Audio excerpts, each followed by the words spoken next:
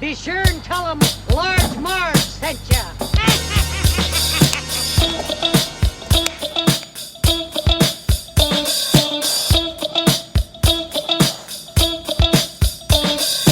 In the 90s, we were just teeny tykes. We went to movies and our bikes. We wanted to be DJs, but we were just teeny gals. So we went off to college and we remained as pals. 20 years later, we're still watching flicks and we're bringing you the favorite bit by bit. Sweety and Sweety are here to say it's the Large Marge Santa's podcast.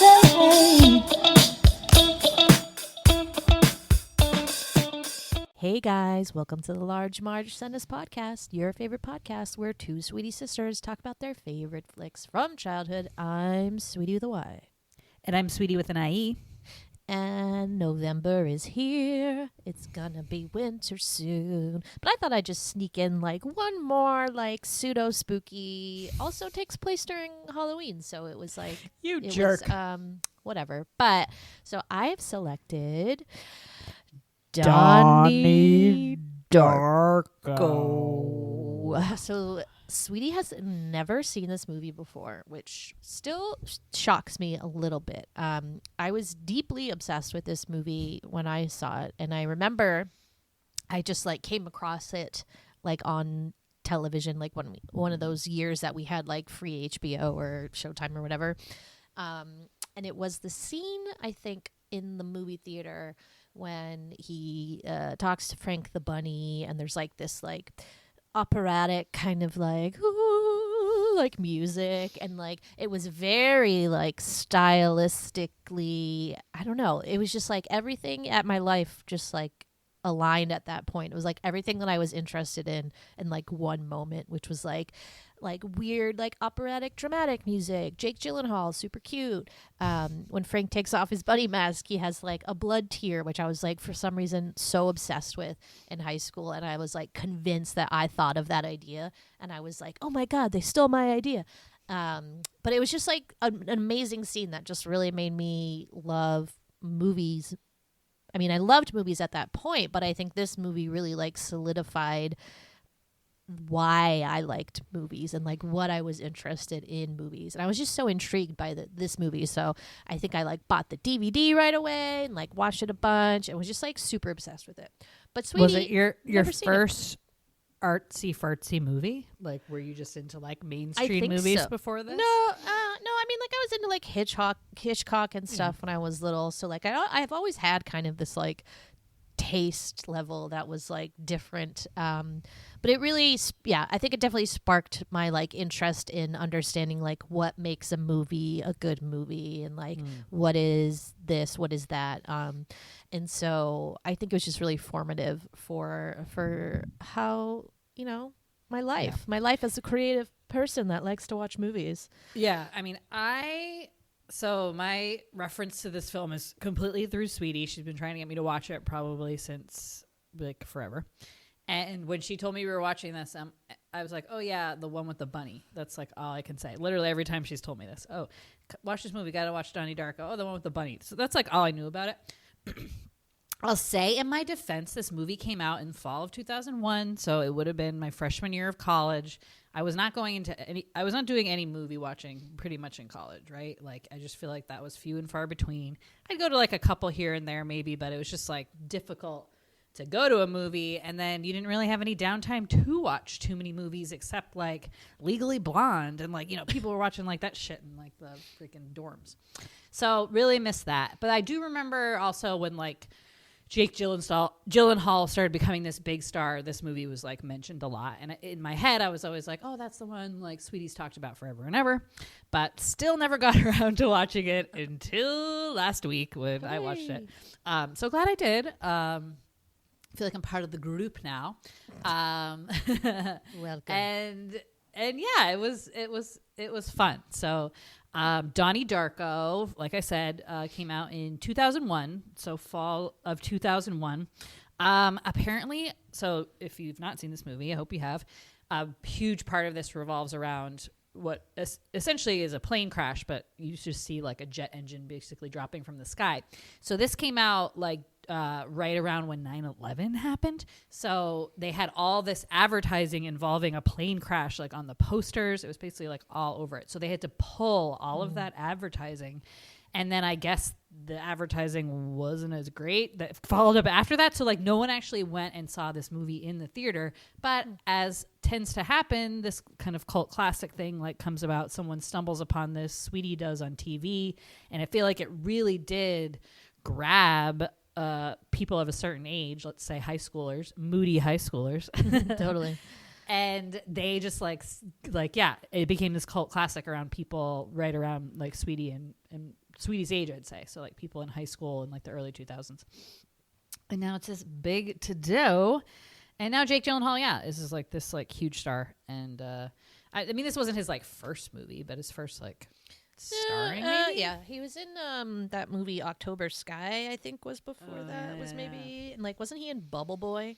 And like, Bubble Boy, yep. And like another big his one. sister's in this and relatively unknown at that time as well. I think she had done some small things. It was some movie where she like drank urine out of a bottle or something. I forget which movie it was. Gross. And that's like made the casting director or the director being like, let's get that girl. And then she ended up being the guy's sister. Anyway, so Donnie Darko 2001. So like we said, starring Jake Gyllenhaal. Tried to make him look ugly, but still a cute. I don't think they tried to make him look ugly. I think they just tried to make him look darker, like darko. But they definitely dyed his hair. Right. It like looked like the shade. wrong color. Yeah. Yeah. It just like didn't match with his skin tone. But yeah, still a cutie. Still, and it's one of those things with cute. It's one thing to be like good looking. Okay, like the textbook like good looking dude, right? But his like personality is like kind of cute personality, kind of like drifts off the stage at you, the screen at you. I feel like with Jake Gyllenhaal, and it makes you be like, oh man, he's cute that way too. Did you get dazzled? Were you dazzled by Darko? Dazzled. I mean, I'm a little bit because like just some of the like little smiles he had or like whatever, like were really cute. Okay, so who else is in this? So like we said, Maggie Gyllenhaal makes her. Like not film debut, but like a kind of a bigger part for her. She was excellent. What's that like to play like your sibling of your sibling? I know. Wild. Pretty cool. And all I could think of like when they're arguing, kind of like an early scene when they're arguing at the table, calling each other like nasty names and stuff. And I was like, I wonder if that was easy for them. Like, all I could think of, it's like, Props. is that like, just like, so, just like, maybe they were like, they're super close and they don't argue like that. So maybe it actually was really hard. But anyways, yeah, she was great in this. Jenna Malone, who was in like a bunch of stuff around like the late 90s, early 2000s. I'm thinking like, I don't know why this came to mind, but Contact. She was like the Jodie Foster. Oh, yeah. I was going to say Fly Away Home, but that was not her. That was okay. Anna Paquin, maybe? Oh, okay. Randomly, like the little sister in Jane Austen. No. What? It was like a Jane Austen. She was like at a British accent, and she was the one who like marries. Gets like, what is the one with like a bunch of sisters? Why am I blanking on this? Pride and Prejudice? Yeah, I guess so. She's like the young one that gets like swept away by Mr. Wallaby or something, whatever that guy's name. Willoughby. Willoughby. Blah blah blah. Right? Yeah, the Keira Knightley one. Anyway, I feel like she was in that. Anyway, good turn for her. You have Mary McDonnell of kind of Dances with Wolves fame, but then for us, she was in Sneakers. And then if you haven't yet watched The Fall, The House of the Usher, she's excellent in that. As the mom. The dad is this actor Holmes Osborne, who all I could think of was It's That Thing You Do, Dad. Yes. Who died? I think he died like not too long ago. But yep, that's exactly where I remember him from as well. Yeah, totally. I had to look it up, but I was like, oh yeah, totally. Like I can see it. Randomly, Pat Swayze, good old Pat Swayze. Forget when he died, or how soon this was to when he eventually ended up passing away from cancer there. But I feel like he wasn't in too many movies in like Patrick the 2000s. Swayze. So he didn't die until 2009. So Okay. still had so some maybe time. he was, but yeah, I read that he used this movie takes place in like the late 80s, and he like used all his old like 80s clothing for this this character. Classic. And then you have like a bunch of others that I thought was kind of interesting. So Seth Rogen has like a limited role as like one of the kind of like bully dudes at the private school they go to. Noah Wyle is one of the teachers, so at that time really in his like ER fame. And then Drew Barrymore also is another teacher. So some other random like but pretty well known actors and actresses in there. And this is directed by Richard Kelly, who I didn't really recall anything that he had done otherwise. He hasn't done a lot. This is really like his main movie. He had a follow-up to this movie a couple of years back that didn't do very well. It was called S. Darko, about Samantha Darko, and you know, the best character, obviously. Just kidding. I hate Samantha Darko. We'll get into it. Wait, but is that the little girl in the dance the group? little sister. Oh God. Yeah, I feel like he just burned. I mean, there's so much in this movie. It makes sure it's just such a brain bender of a movie that I feel like he just burnt out on this one. I mean, you don't really have to create like many more movies after something like this because it's like a high bar. Yeah. So yeah. Poor David. But all right, so yeah, I guess we can get into it. It's a little confusing, and like we probably definitely don't understand much of it, which I never really have. And when I was watching it, I was like, yeah, and it's definitely not the point. And there are all these like crazy Reddit threads that you can go on and like see people who actually care, who have like unpacked things. And like one person's like super into this like alien theory, and it's just like, what is happening? So we'll just do it to the best of our knowledge. No big deal. Whatever. This is the Sweety version of Donnie Darko. Buckle up. It's time for the Sweetie synopsis. Yeah, Sweeties. I do have a quote. So when I was watching this, I was confused because I knew it was filmed in like the early 2000s. So I'm watching this, and this is in my mind, like this is when the movie takes place. And then there's like suddenly all these 80s references because they talk about Michael Dukakis running for president. And I was like, wasn't that in like the 80s? So then I had to like do some Googling, whatever. So then I finally was like, okay, this takes place in 88, 89. 89? 88, I think. Yeah. Yeah, because Dukakis was running for that 88 slot. And then I'm only bringing this because this is why this makes sense. So it was funny. They're at the dining room table, and the daughter, Maggie Gyllenhaal, has done like a gap year. So she's like skipped. She didn't go right to college, and she's like doing whatever. And then she's applied to Harvard or whatever. And she has this like plan for herself. She's going to vote for Dukakis. And obviously the dad's more conservative. So they're talking like all this stuff. And then she's like, what? I'm not going to squeeze out one until I'm 30, she said. As in like that was like a very delayed like time to have kids. Like she would wait until she was 30, because really now it's like you'd say that I'm going to wait till I'm 40 to have kids, right? Like that's the equivalent of the time these days in some ways. Yeah. And I just thought it was so funny that was just like, and her parents being horrified, like, oh my God, like you're not going to get married until you're 30 and have kids. Like, God, no. Yeah. I thought it was funny. So your quote is, I'm not going to squeeze one out until I'm 30. Until I'm 30. Okay. A real big long circle build up to get there. We got there. Got there in the end. All right. Donnie Darko is, what is his age? Did we find that out? So Samantha is 19, and I feel like he's like 19. You mean Maggie Gyllenhaal? Yeah, sorry, Maggie Gyllenhaal, whose name is what? What's that sister's name? Yeah, but yeah, I mean, he's like definitely like a sophomore or junior, I feel like, right? So, but he was held back a year, so he could be even like a sophomore, but is actually 17 or something. Yeah. But well, he didn't have his driver's license, right? Right, but I don't think he's allowed. I think he was like not allowed to get it after the fire. But my guess is 16. Maybe. Okay, so a 16, we think. Young boy who, is a bit troubled. He has a habit of sleep biking and then like waking up in weird places, like in the middle of the road, say, or on a golf course. But so he bikes home, and we meet his family. So it's like him, his mom and dad, his little sister Samantha, his older sister Elizabeth, that's her name. And Donnie has some issues, we learn. So he takes medication for some mental illness thing. And he's kind of like the black sheep of the family, basically. So the first thing that happens on a certain day, forget like what day exactly this happens, but Donnie gets hears a voice or something that tells him to wake up. And so he like wakes up, and then he like does his sleep biking thing or whatever.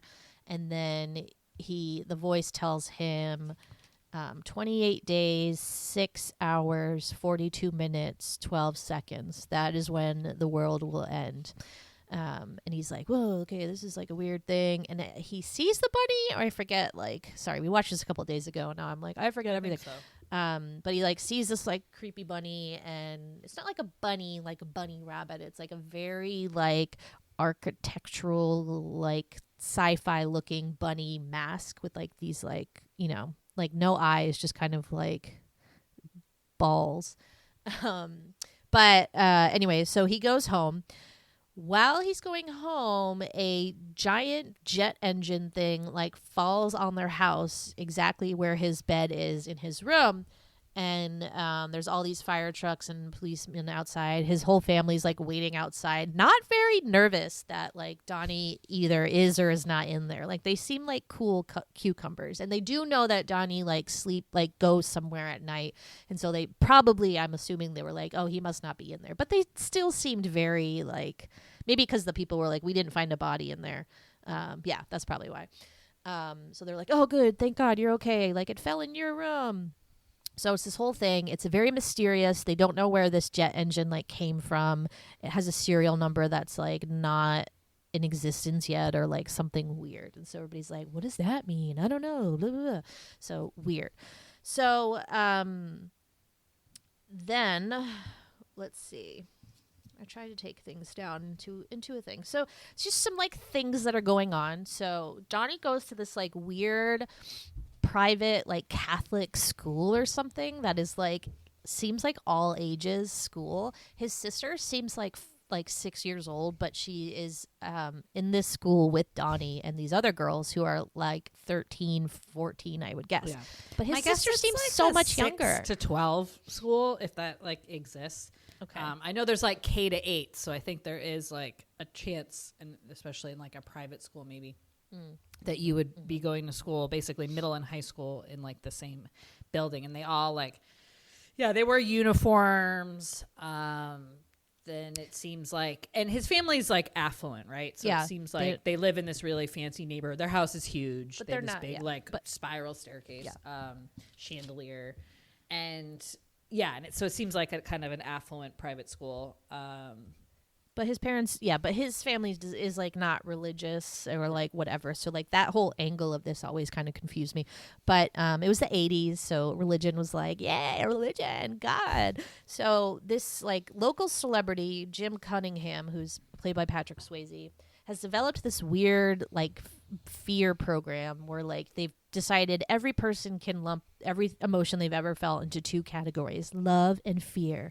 And so health class is run by Mrs. Farmer, who's also the dance team coach.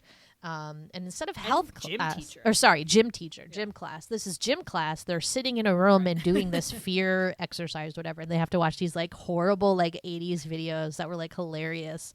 And everybody just like really hates them. But he's like this figure that this woman, Miss Farmer, particularly holds up in high esteem. So as the time goes on, Donnie's getting kind of like more and more weird messages from this bunny rabbit. So the first thing he gets him to do is, again, tells him to wake up and then flood the school, basically. So he takes an axe and like chops the water main of the school, and the whole school is flooded, and so school's canceled. And he like kind of remembers, I think he does know that he did that, but it's not like he doesn't totally know why, and like it's just kind of this, he's in this weird like limbo state. But school's canceled. Cool. He met a new girl in school named what is her name? I don't know, but the time when she comes into the class, it's like an English class, and you know this happens a lot in movies. Some kid will show up and be like, "They told me to come here. I just registered, and they told me to like come here." And the teacher is Drew Barrymore, who's kind of this like funky, doesn't really belong in this school, is sort of a little bit more wanting to teach these kids a little bit more like out of the box stuff. And she says to her, oh, "Okay, sure, like come in here. Pick a seat.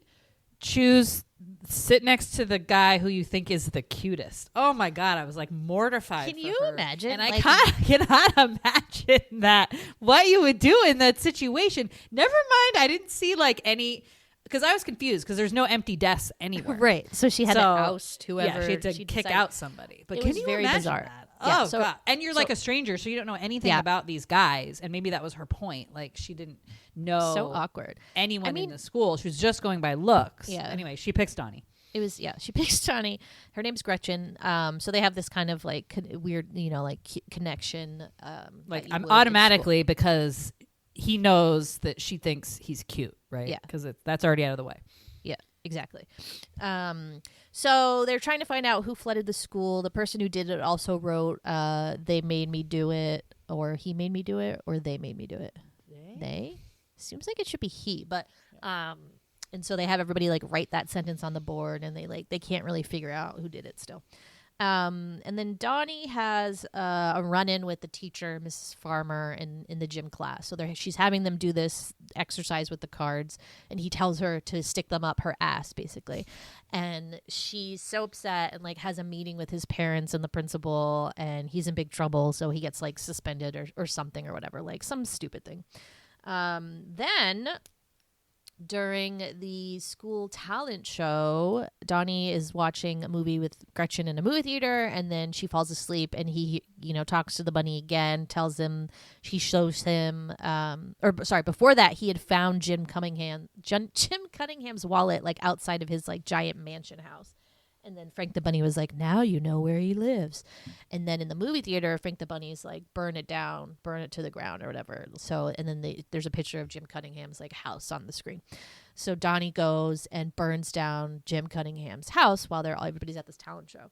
And then you see the firefighters in there like getting, putting it out or whatever. And they find this quote unquote kiddie porn dungeon in his house. So you find out that, oh, surprise, this guy's a pedophile, our favorite English word, pedophile.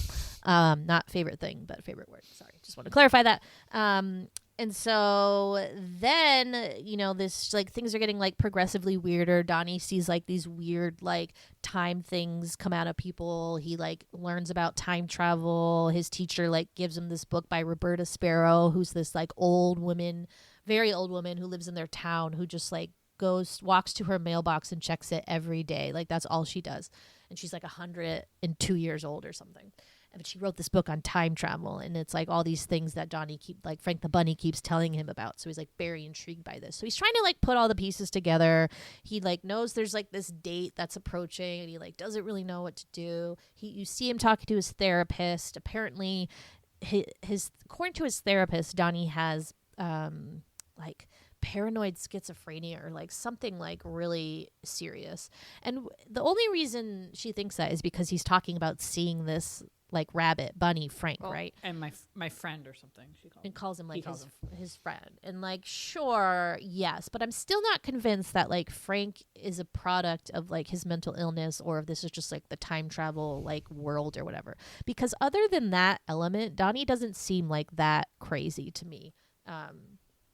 Not to use that word, but like schizophrenia is like a very serious mental illness, and I'm not getting that from him. Yeah, I thought that he was like, I mean, it's interesting because I think it was like kind of a new thing. It was interesting they're bringing up like he goes to therapy, he has medication for a mental illness, which I feel like in like the early 2000s was something like not really talked about, and especially for like high schoolers, right?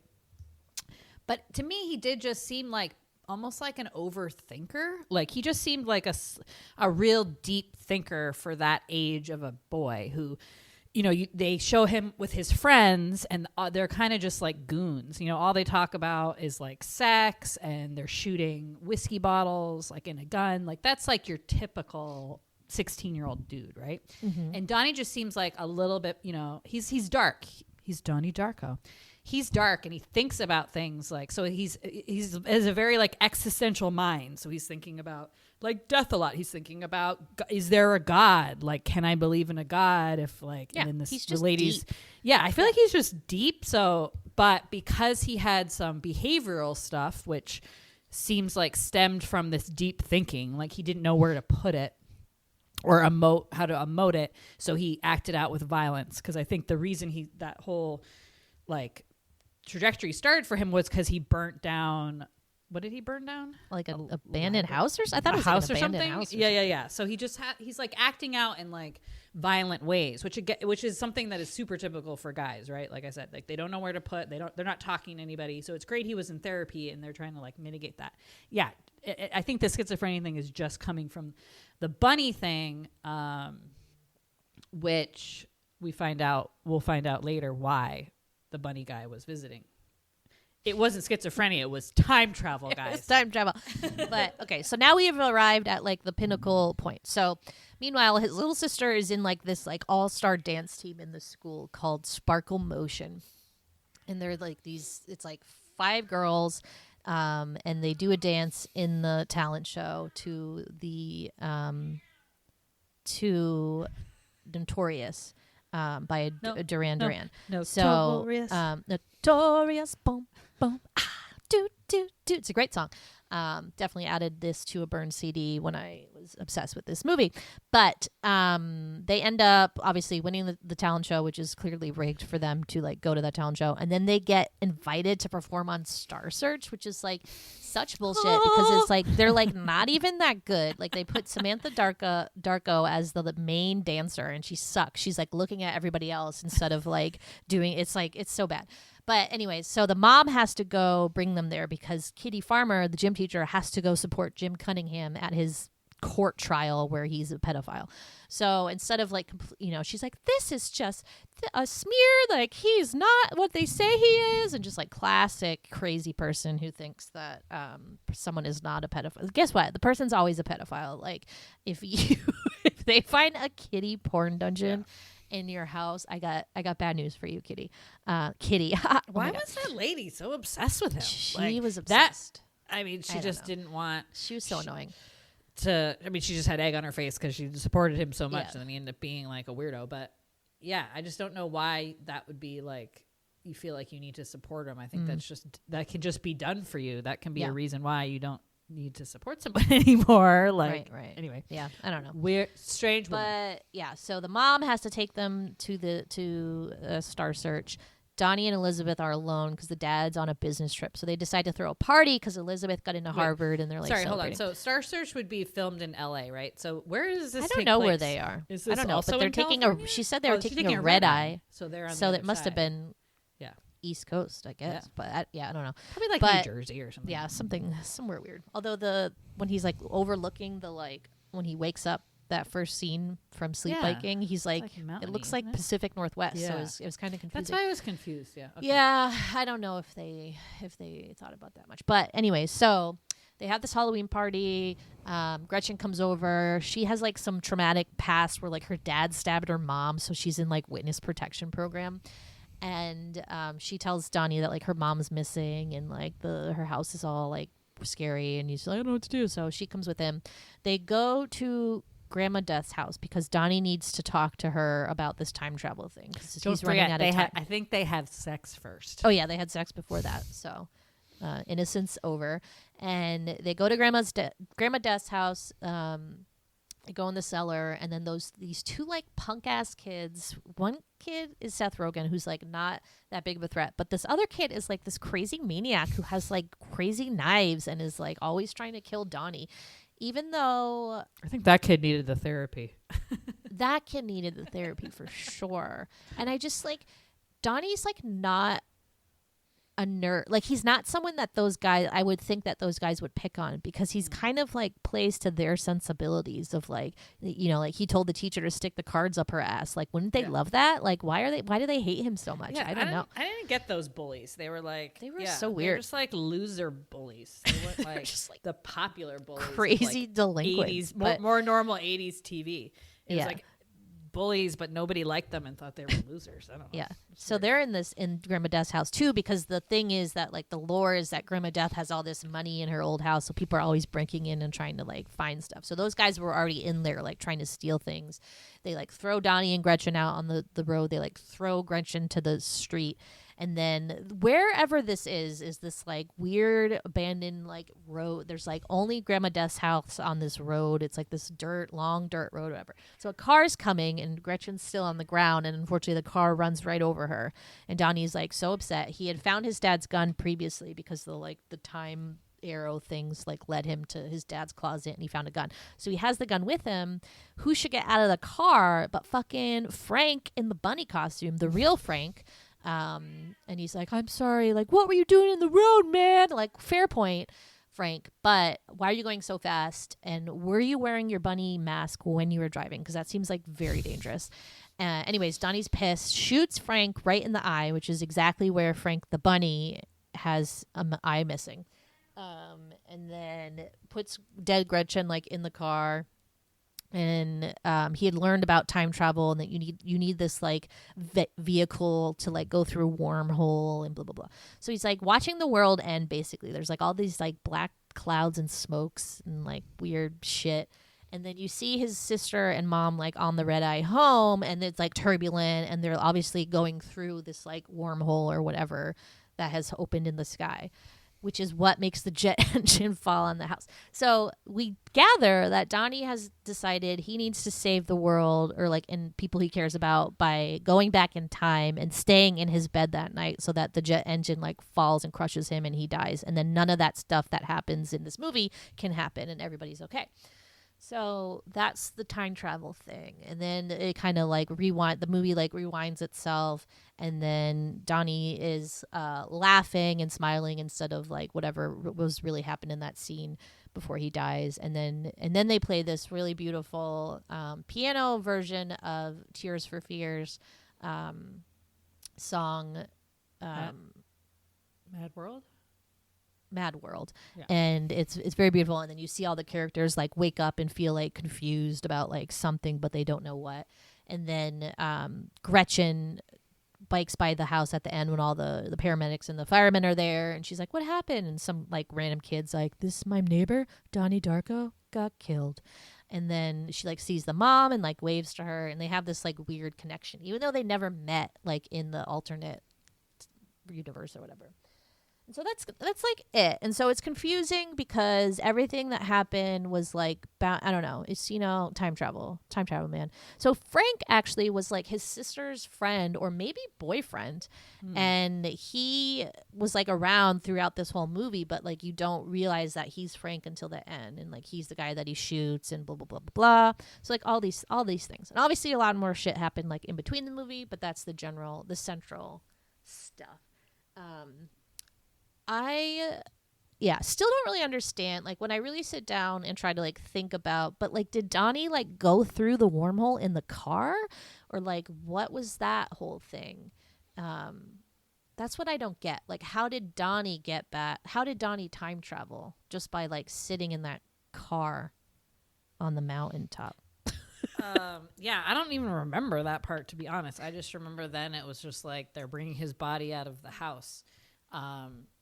And then I was like, wait, did he die? And then, I mean, it took me a little while. I have a good screenshot of my text with Sweety being like, okay, I don't get it.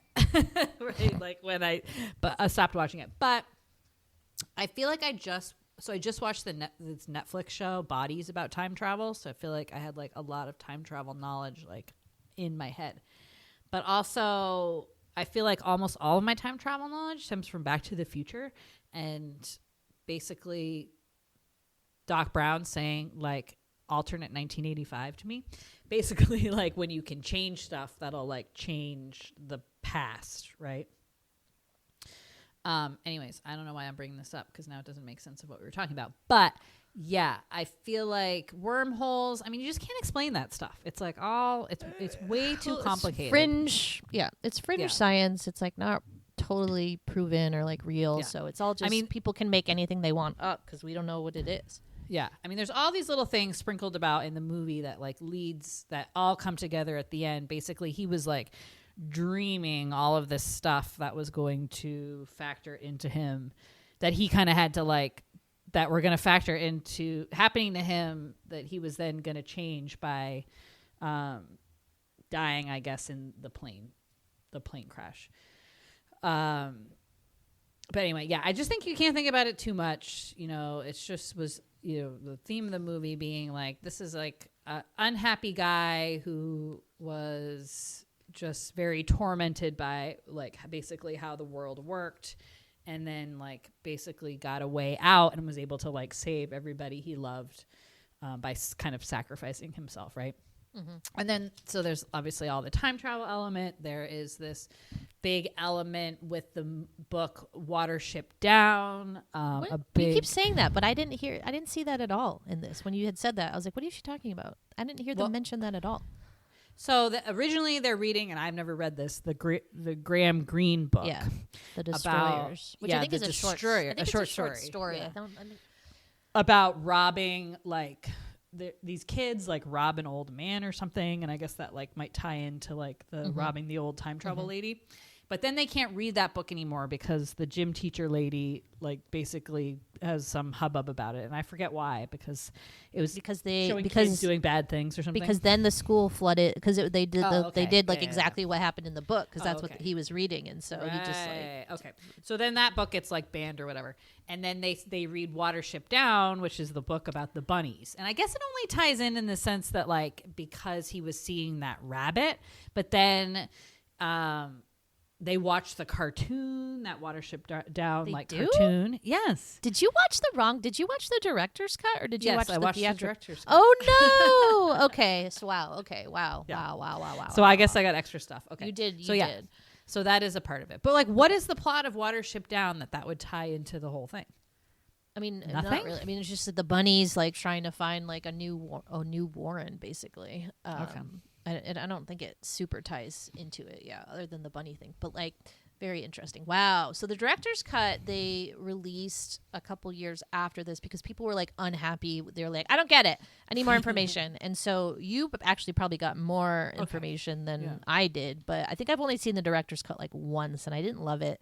It was kind of, it made the movie make less sense, I thought, than the theatrical one. So, darn. Okay. Interesting.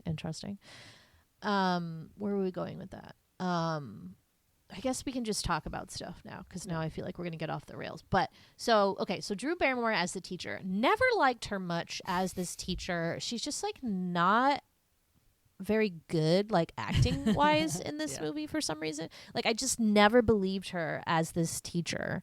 The whole like sit next to the boy you think is cutest, I thought was like so over the top, and like a teacher would never do that. Granted, she does get fired for having them read The Destroyers, but like I think she should have been fired for like making a girl pick which boy was the cutest. Well, I just feel like she was like that age group was not who she should have been teaching. It's just her teaching style was maybe like for a college level or something, and she really like didn't want to be there even. So it was just kind of like it was like a weird place of employment for her. I don't know, hard to get a teaching job. You just got to settle with what you get. But agreed. But it was like a nice turn to see Drew Barrymore, not the typical bubbly, a little bit more of like a harder edge Drew Barrymore than like you've seen her in past roles. So like I did like that. True. Totes. And then she's in, I don't know if they're married or they're just dating, but she's seeing the Noah Wyle character who's like the science teacher, and he has all this like time travel knowledge, but he can't like talk too much about it because they go to a Catholic school and he would get like fired or whatever. Which is like and so like, okay, I guess I'm just gonna talk about things that didn't make sense to me. So there's that whole element. There's this character named Charita Chin who is like this Asian girl, and I just don't understand like what they were doing with this character, and keeping in mind this was the 80s when like racism, and specifically like Asian racism, I think was pretty high because people were just assholes. So like always doing the like, you know, the only line she ever says is shut up, and like why? Like I still am like so confused by that whole character. I never got it. Why was she wearing earmuffs all the time? Why was she wearing supposed earmuffs? to be special needs, but she isn't. You like come to find out she's not. And she's in all the same classes as them. know. So I'm like, why did they have her wearing seeming to be special needs at the beginning? I'm very confused by it. Yeah, and I don't know. Maybe it was just to show like a target for those jerk guys, and just to. I mean, he says something to her in the hallway, though. I forget. Remember, he, like, like one day none of this will, or I promise you, one day this will get better, or whatever. Because like that world is gonna, he knows like that world's dying, or is he using the like it gets better like mantra of like school sucks and like you'll find your, I don't know, like I'm just always been so confused about that. What else always confused me? I mean, I think like my favorite parts were just like the weirdness. Like I loved the movie theater scene. Frank walks into the movie theater. They're watching The Evil Dead, which immediately like intrigued me as like a young horror person who was interested in horror. And then like Frank takes off the mask and he has this like one like blood tear and this like eye hole. And the scene between them in that is like so weird because Frank has just like a weird way that he talks where he's like, have you ever seen a portal? And like there's the way he talks. It was just like so strange. I also want to call out that Frank, the actual person who is like the guy under the suit when you find out it's like the sister's friend or boyfriend or whatever, is the guy from Independence Day. The older brother from Independence Day. God, that's of the Randy Quaid kids. Like kind of Native American looking, or yeah. Looking. When he was like, they showed him, I was like, oh my God, that guy. Right. Loved it. Totally. Totes. Yeah, and they show like when, the Mad World song is playing and everything's kind of getting reset. They show that Frank character, like basically that bunny was like a character that he made. It was like he was like an artist and he had made all these drawings and then eventually into that mask. What was that noise? Did you hear that? It was like hear anything. Boop boop boop boop boop. Must be you. Must be you and your weird computer making noises. Shut down. You out of batteries? My headphones or something. Oh boy. I can still hear you though. Okay, good. Let's keep going. So while we still have time. One of my headphones is in the red. Okay. Oh boy.